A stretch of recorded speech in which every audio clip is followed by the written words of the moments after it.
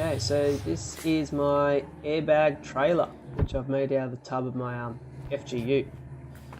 Just a quick walk around, show you just how I use it and generally how it's made.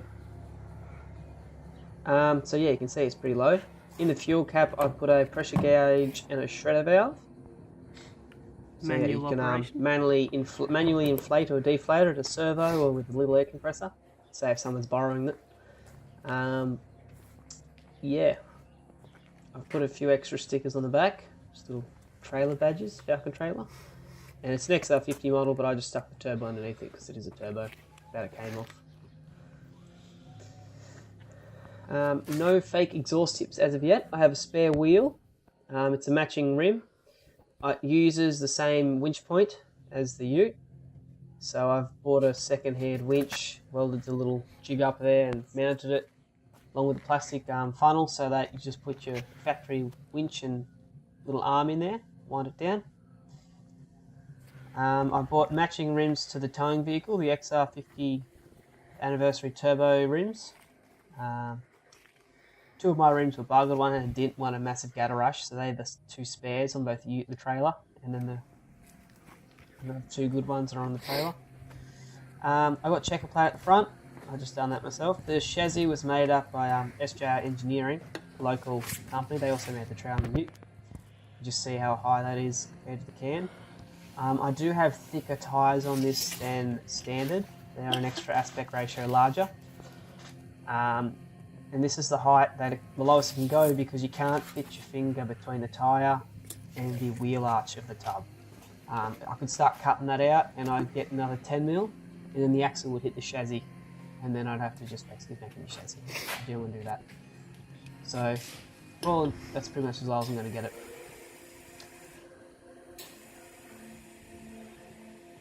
Yeah, so it goes fairly high, about 50 PS. Now these are just airbags. There's no shocks, no springs. It does need a pair of shocks. It's like a trampoline on the road, but it's just airbags.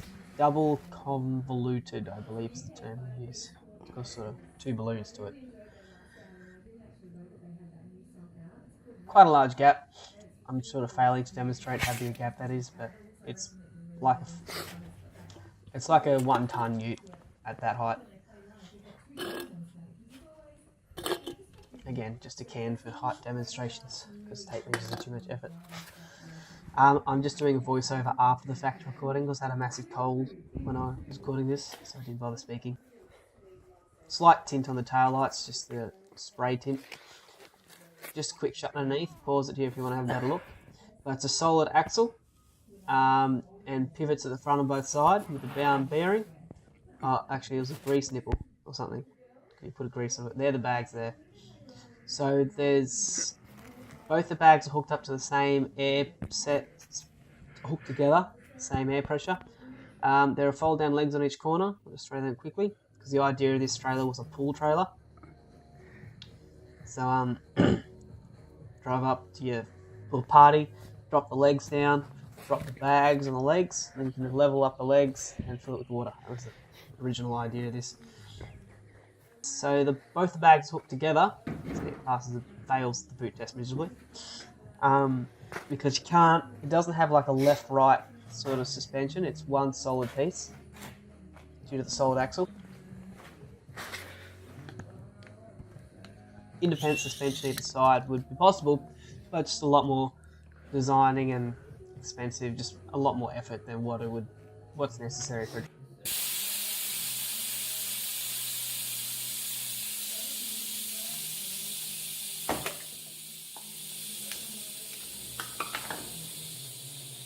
So yeah, it can crush cans. 50 PSI seems to take it up to basically the max height. The bag's rated to 150 PSI and I have a 150 PSI tank, compressor and all that set up on the ute.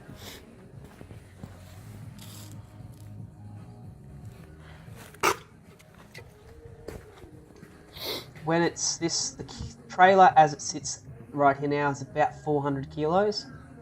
Steel frame, it's a bit extra steel. There's the tow rig. Yep. It's rated to 1.5 ton. Basically, that's the max I could get out of the tyres. That's why I have larger aspect ratio tyres on the trailer and the ute, for better weight rating.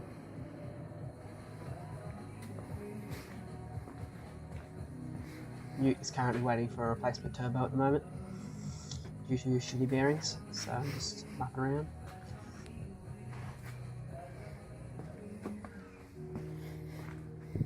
A bit of a mess at the moment in pieces, but here we have the dual pressure gauge. I think it's 11 colours to it. But one needle is for the bags, and the other needle is for the tank pressure. Switch panel up there, I have my pump one, which is the air compressor.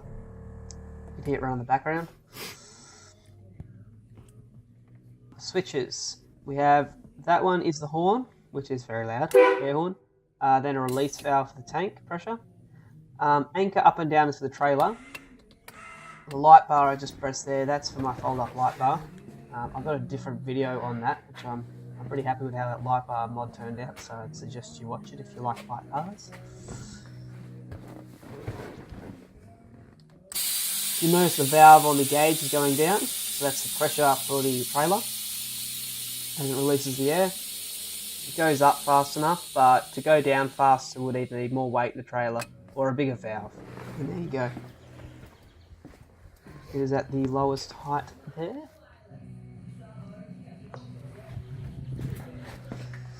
If you come back, you'll notice that the gauge goes back up, and the red gauge will drop a bit as the pressure leaves the tank into the bags. This gauge is a bit sketchy, as in you turn it on, about 15 minutes later, it would have the gauge would be 10 psi out. It just sort of creeps. So if you power cycle it, it goes back to the right, and right air pressure, and then power cycles again. It's really annoying. So here's the compressor up in the toolbox now there. I have room for a second compressor, which is why, if you can see, there is a second quick disconnect there. So I can fit a second compressor, along with a fuse, some relays, a 0 gauge power wire coming in with the second battery there. And then behind that, you can see the red is the air tank. It's about a 21 litre. It was a $99 Bunnings air compressor that I just bought just for the tank, and I stripped everything else off. You can see all the pressure gauges, 2 blue things are the pressure gauges, yep, and then you've got the 2 valves for the trailer. Some hoses. You should use air line.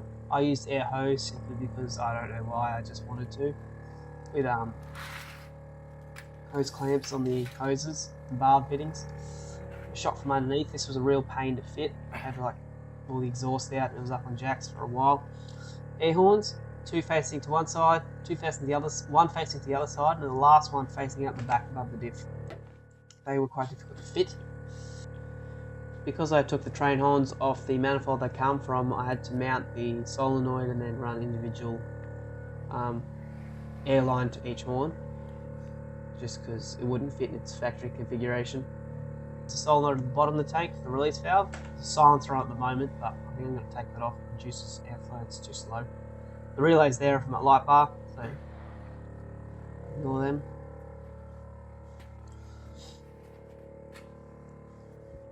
So you can see the yellow hose there. That's the quick disconnect from the back of the ute to the trailer to hook up the air system on the ute to the trailer. I've replaced that with a stainless steel braided Teflon hose. It looks a lot nicer. Yep, so they're the fold down legs. Pull the lever. It's hard to do it with one hand while recording. Pull the lever, you can drop down.